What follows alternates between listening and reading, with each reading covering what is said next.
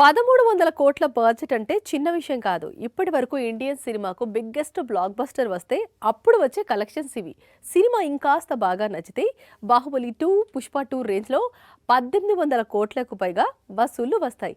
మరి రాజమౌళి ధైర్యం ఏంటి అంటే సింపుల్, హాలీవుడ్ రేంజ్ రిలీజ్ అని తెలుస్తోంది. ఎప్పుడైతే త్రిబుల్ లోని నాటు నాటు పాటకు ఆస్కార్ వచ్చిందో ఈ చిత్రాన్ని హాలీవుడ్ ఆడియన్స్ బాగా ఓన్ చేసుకున్నారో, రాజమౌళి పేరు హాలీవుడ్ లో వినిపించడం మొదలైందో ఇమ్మీడియట్ గా టార్గెట్ హాలీవుడ్ మిషన్ స్టార్ట్ చేసేశాడు రాజమౌళి. అదే వారణాసి. అందుకే 1300 కోట్ల బడ్జెట్ లాక్ చేశాడు. 1300 కోట్ల బడ్జెట్ లో మహేష్, రాజమౌళికి రెమ్యునరేషన్స్ లేవట. కేవలం mega star cast Priyanka Chopra remunerations మాత్రమే ఉన్నాయట.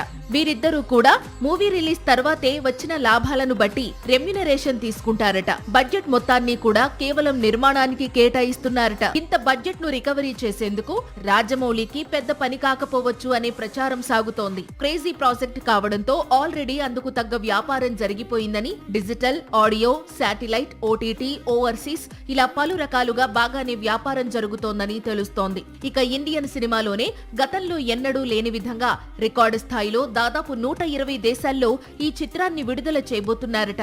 సాక్షి టీవీ ప్రసారాలను నిలిపివేయడం చట్టరీత్యా నేరం. సాక్షి టీవీ ప్రసారాల కోసం మీ స్థానిక కేబుల్ ఆపరేటర్ని వెంటనే సంప్రదించండి. డిటిహెచ్లో, ఇంటర్నెట్లో కూడా సాక్షి టీవీ ప్రసారాలను వీక్షించవచ్చు.